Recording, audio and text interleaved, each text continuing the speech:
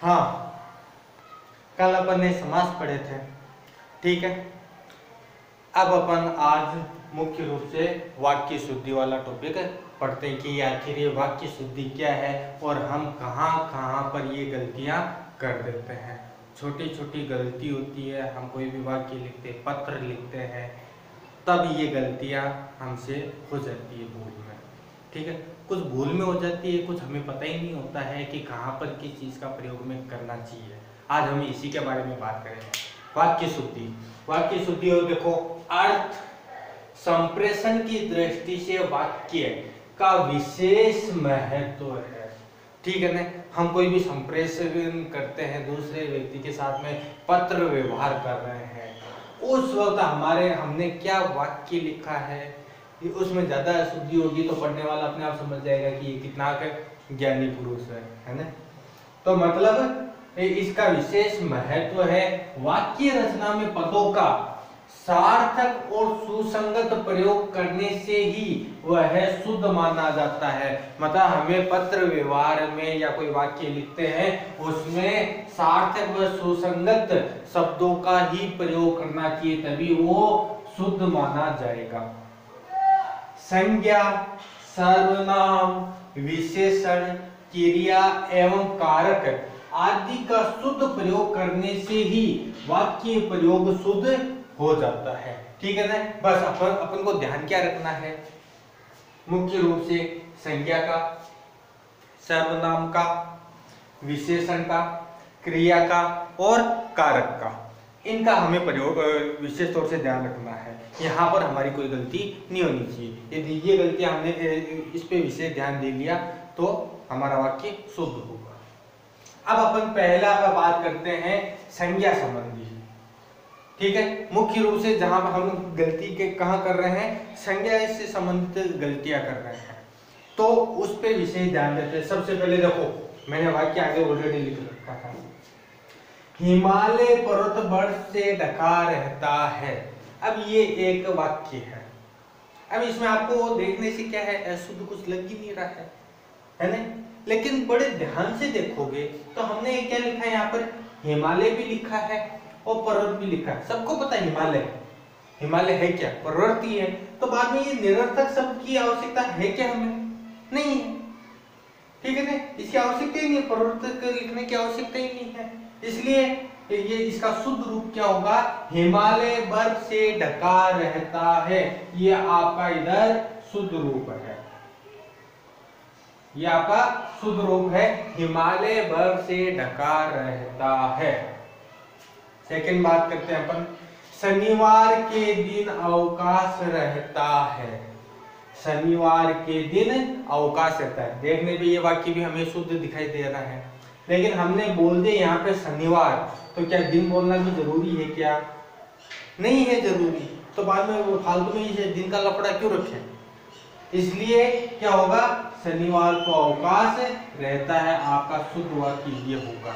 1 number का question आपके 9वीं 10वीं क्लास में आता है वाक्य शुद्धि से रिलेटेड, ठीक है। इसलिए इस अपने संज्ञा संबंधी जो गलतियां थी वो हमने सही करनी है। दूसरा अपन देखते हैं सर्वनाम संबंधी अशुद्धियां। सर्वनाम संबंधी अशुद्धियां, इसमें देखो, सर्वनाम संबंधी अशुद्धियों में लिंग, वचन और पुरुष का ध्यान न रख करके, हम न तो लिंग का ध्यान रखते हैं, कई बार वचन का भी ध्यान नहीं रखते हैं और पुरुष का भी ध्यान न रख करके गलत सर्वनाम का प्रयोग करने लग जाते हैं। वो ये हमारी कौन सी गलती हो गई, अशुद्धि हो गई, सर्वनाम संबंधी अशुद्धि हो गई। जैसे मेरे को पाठ याद नहीं हुआ, अजीब सा नहीं लग रहा है, मेरे को पाठ याद नहीं हुआ, यदि ये वाक्य में बोलता हूं तो क्यों, स्पष्ट दिख रहा है। मेरे को क्या होता है, कोई वाक्य नहीं है, कोई व्यवस्थित शब्द नहीं है मेरे को। इसलिए मेरे को की जगह अपन को क्या लगाना होगा, मुझे पाठ याद नहीं हुआ है। हमें क्या लगाना होगा, मुझे लगाना होगा, ठीक है। अब दूसरा, मैं तेरे को सब बता दूंगा। अब तेरे को क्या होता है, मैं तेरे को सब बता दूंगा, तेरे को गलत है ये, ठीक है ना। क्यों? क्योंकि ये सार्वनामिक मिस्टेक है यहाँ पर, इसलिए इसका शुद्ध रूप क्या होगा, मैं तुझे सब कुछ बता दूंगा, मैं तुझे सब कुछ बता दूंगा। ये अपना सेकंड अशुद्धि वाला, सर्वनामिक अशुद्धि वाला हो गया है। अब अपन बात करते हैं विशेषण संबंधी अशुद्धियां, कि कहां पर विशेषण संबंधी हम अशुद्धियां कहां करते हैं। जैसे विशेषण शब्द के रूप में विशेष्य, विशेष्य मतलब संज्ञा या सर्वनाम, विशेष्य मतलब संज्ञा या सर्वनाम के लिंग वचन के अनुसार प्रयुक्त होते हैं, ठीक है ना। विशेष मतलब कहने का अर्थ है विशेषण शब्द है वो विशेष्य के लिंग वचन के अनुसार प्रयुक्त होते हैं, उनका क्या लिंग है क्या वचन है उसके अनुसार हम उनका प्रयोग करते हैं। जैसे धोबी ने अच्छी चादर धोई, ये एक वाक्य, धोबी ने अच्छी चादर धोई। अब धोबी ने, यदि वो चादर अच्छी है तो धोने की आवश्यकता है नहीं है, मतलब ये गलती है यहाँ पर, विशेषण से संबंधित है, इसलिए इसका शुद्ध रूप क्या होगा, धोबी ने चादरें अच्छी धोई है, ठीक है ना। चादरें क्या है, कैसी धोई है, अच्छी धोई है, साफ धोई है। यहाँ पर देखो अर्थ ही पूरा चेंज हो रहा है। यहाँ पर पहले वाले अशुद्ध वाक्य में क्या अर्थ निकल रहा था कि धोबी ने अच्छी चादरें धोई, मतलब साफ चादरें धोई है, साफ ये तो धोने की क्या आवश्यकता है।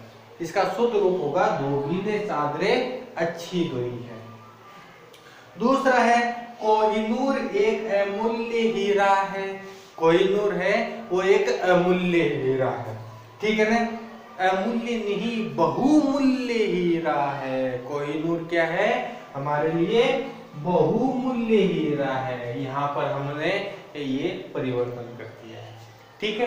अब अपन नेक्स्ट देखते हैं।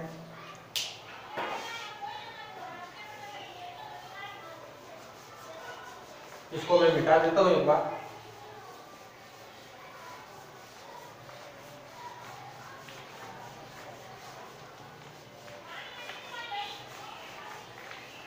इसलिए मुख्य रूप से जो हम जहां पर ये गलतियां कर रहे हैं उन गलतियों को नहीं करना है, क्योंकि ये छोटी छोटी जो गलतियां हैं यही हमारे एग्जाम में नंबर काट देती हैं, ठीक है।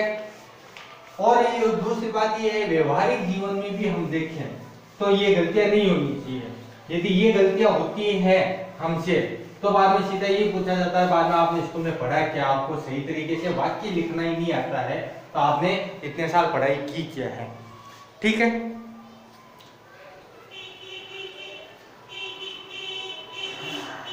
हाँ, अब अपन चौथा पॉइंट की बात करते हैं, वो है क्रिया संबंधी अशुद्धियां, की क्रिया संबंधी अपन को अशुद्धियां देखनी है। वाक्य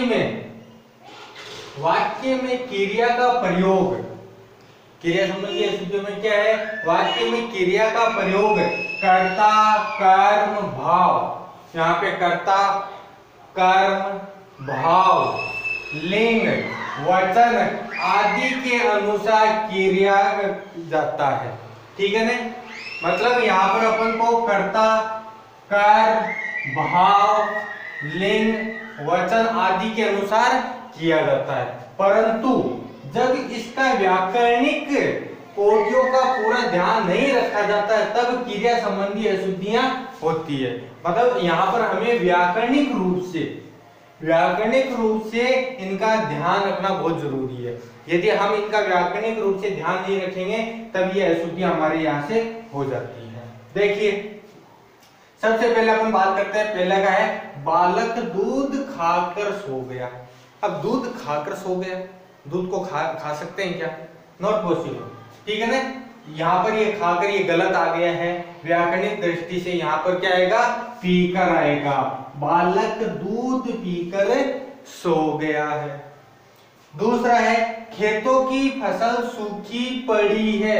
अब क्या फसल सूखी हुई पड़ी है, क्या वाक्य सही बन रहा है क्या, खेतों की फसल सूखी पड़ी है, नहीं बन रहा वाक्य शुद्ध। इसमें क्या होगा, खेतों की फसल सूख गई है, सूखी पड़ी है क्या होता है, ये नहीं होता है, सूख गई है। ठीक है ना, ये व्याकरणिक रूप से अशुद्धि थी यहाँ पर जो हमने शुद्ध कर दी। अब अपन कारक संबंधी के बारे में बात करते हैं। कारक संबंधी अशुद्धियां, इसमें वाक्य रचना में कारक चिन्हों के प्रयोग करने से असावधानी रखने से अशुद्धियां हो जाती है। जो कारक चिन्ह अपन पहले पढ़ चुके हैं उन्हीं कारक चिन्हों के बारे में बताया जा रहा है कि यदि इनका हम ध्यान नहीं रखेंगे, ठीक है ना, तब क्या होगा, अशुद्धियां हमारे हाथ से हो जाएगी। जैसे वह कहा तब मैं गया, वह कहा तब, कोई वाक्य नहीं जम रहा, वह कहा तब मैं गया, है ना। उसने कहा, वह की जगह क्या आएगा, उसने कहा तब मैं गया, उसने कहा तब मैं गया। इसी प्रकार से दूसरा है, रात को पहरेदार सो गया, रात को, यहाँ पर वही बात आ गई है, कारक चिन्ह का प्रयोग हमने उचित नहीं किया। को क्यों आएगा यहाँ पर, रात में, यहाँ पर के कारक चिन्ह क्या आएगा, में आएगा, रात में पहरेदार सो गया है। ठीक है, अब छठा अपन देखते हैं। छठी जो अशुद्धि हमारे द्वारा की जाती है वो लिंग और वचन से संबंधित अशुद्धियां होती है। लिंग और वचन से संबंधित अशुद्धियां होती है। जैसे वाक्य में गलत लिंग एवं वचन के प्रयोग में अशुद्धियां रह जाती है। विशेषण, क्रिया आदि के अनुसार उनका प्रयोग किया जाना चाहिए। हमें यहाँ पर विशेषण और क्रिया को ध्यान में रख करके लिंग और वचन का प्रयोग करना चाहिए। जैसे हाथी गन्ना खाती है, एक वाक्य आ गया ये, हाथी गन्ना खाती है। खाती क्या सही सही है, नहीं है, यहाँ पर खाता है आएगा, हाथी गन्ना खाता है। उसके बाद में मेरा हस्ताक्षर सुंदर है। मेरा हस्ताक्षर, मेरा हस्ताक्षर क्या होता है, मेरे हस्ताक्षर, यहाँ पर मेरे हस्ताक्षर सुंदर है, ये अपना शुद्ध वाक्य हो गया। ठीक है, अभी तक अपन 6 पढ़ चुके हैं, अब अपन पढ़ेंगे 7वां। एक बार इसको मिटा दिया जाता है, मिटा देता हूं मैं।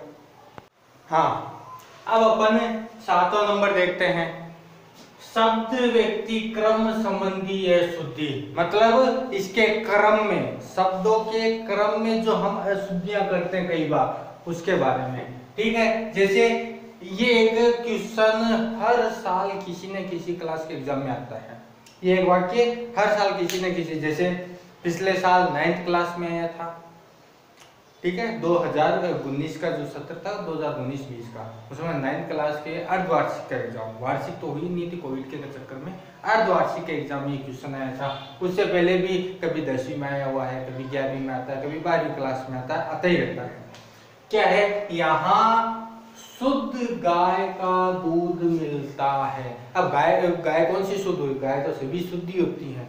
ठीक है ना, मिलावट हम दूध में करते हैं, इसलिए यहाँ गाय का शुद्ध दूध मिलता है। क्रम में चेंज आ गया ना, ये शुद्ध पहले आगे आ रहा था, यहाँ पे आ रहा था, तो वो गलत था। यहाँ गाय का शुद्ध दूध मिलता है। पिछले साल शुद्ध घी का आया था, मैंने यहाँ दूध बाद में क्यों हुई से, ठीक है, ज्यादा फर्क नहीं है। दूसरा उदाहरण देखते हैं हम, हाथ से गिरते ही प्याला टूट गया। इसके क्रम में भी ये मिस्टेक है। यहाँ क्या होगा, हाथ से प्याला गिरते ही टूट गया, यहाँ पर प्याला पहले आ जाएगा। उसके अलावा एक और है जो वैसे देखते ही पता चल जाएगा, खरगोश को काटकर गाजर खिलाओ। किसको खिलानी है, खरगोश को काटकर गाजर को खिलाना है, खरगोश को, मतलब सेट ही नहीं हो रहा है ना। मतलब गाजर काट करके किसको खिलानी है, खरगोश को खिलानी है। गाजर काटकर खरगोश को खिलाओ, ये आपका शुद्ध वाक्य है। ये तो अपने हो गए 7 पॉइंट जितने जो अपन गलतियां करते हैं। उसके अलावा अन्य भी कई जो छोटी मोटी गलतियां हैं, जो अन्य विविध अशुद्धियां हैं, उनके बारे में बात करते हैं। जैसे मेरा भक्त कवि थी, कवि पुरुष के लिए आता है। ठीक है, यहाँ पर लिंग संबंधी गलती हम करते हैं।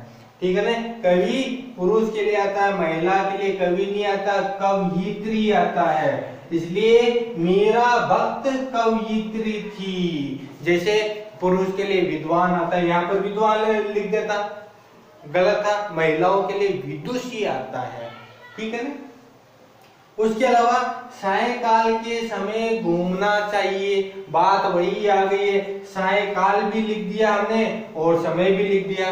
कहाँ आवश्यकता है दोनों की, यहाँ पे समय का प्रयोग नहीं करना अपन को, तो सायंकाल को घूमना चाहिए, ये आ गया। वह शायद अब नहीं आएगा, वाक्य क्या सही बन रहा है, वह शायद अब नहीं आएगा, वह शायद अब नहीं आवे। ये कुछ और अन्य जो हम गलतियां करते हैं वो, ठीक है। आज का अपना जो टॉपिक था वाक्य शुद्धि वाला, जो जहां पर हम गलतियां वो हम पढ़ चुके हैं।